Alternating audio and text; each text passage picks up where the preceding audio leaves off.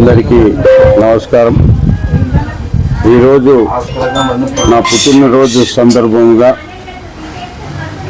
మా నాయకులైనటువంటి శ్రీనివాసాచారి గారు ఇక్కడ జీవనజ్యోతి ఆశ్రమంలో గౌరవనీయులు ఫిలిప్ సార్ గారితో చర్చించి ఇక్కడ ఈరోజు ఆయన నా పుట్టినరోజు సందర్భంగా ఇక్కడ అందరికీ భోజన వసతి కల్పించడం చాలా సంతోషకరం. భగవంతుడు ఎంతో ఇస్తాడు, ఎంతో తీసుకుంటాడు. కానీ ఈ యొక్క ఇంతమందిని ముగ్గురితో స్టార్ట్ అయిన ఈ ఆశ్రమాన్ని గౌరవనీయులు ఫిలిప్స్ సార్ గారు దాదాపు ఇప్పుడు 70 మందిని అనాథల్ని ఆయన జీవనం చేపిస్తామనంటే మనం హర్షించదగ్గ విషయం. దీనికి ఎందుకంటే ఎన్నో ఒడిదుడుకులు ఉంటాయి, ఆర్థిక ఇబ్బందులు ఉంటాయి.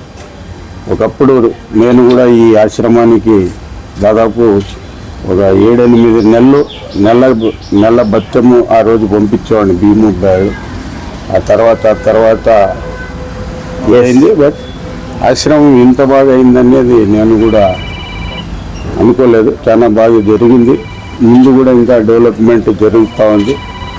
ఫిలిప్ సార్ గారు చెప్పిన ప్రకారంగా నా వంతు బాధ్యత కూడా నేను ఆ యొక్క ఆశ్రమానికి నాకు దేవుడు ఇచ్చినంతలో మంచి పని చేసే దాంట్లో ఎప్పుడూ నా పాత్ర ఉండాలని కోరుకునేవాడిని. కాబట్టి నా వంతు సాయం కూడా నేను ఈ ఆశ్రమానికి తిరిగి నేను చేస్తానని ఈరోజు నా బర్త్డే సందర్భంగా ఒక మంచి పనికి నేను చూసుకుంటున్నానని ఒక ఆనందం కూడా ఉంది. అలాగే మా శ్రీనివాసాచారికి ఎందుకంటే మా ఇంట్లో మా తండ్రి గారి బర్త్డే ఉంది, నా బర్త్డే ఉంది, మళ్ళా మా ఇంట్లో ఎవరు బర్త్డే అన్నా జరిగినాయి.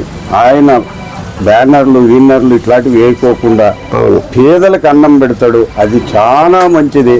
ఒక కడుపు నిండా అన్నం తిన్నవాళ్ళు ఆత్మతృప్తి చెందుతారు అని.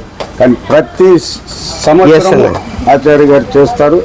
ఆయనకి మా మీద ఉన్న ప్రేమకి సర్వదా ఆయన కుటుంబానికి కూడా మేము రుణపడి ఉండాల్సిన బాధ్యత మా మీద ఉంది.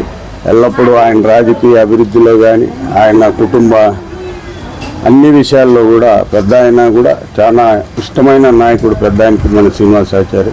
సంతోషం ఆచార్య గారు, ఇవాళ నా బర్త్డే రోజు ఇంతమంది అనాథలకి భోజనం పెట్టిన దానికి నిండు మనసుతో నేను మీకు కృతజ్ఞతలు తెలుపుతున్నాను.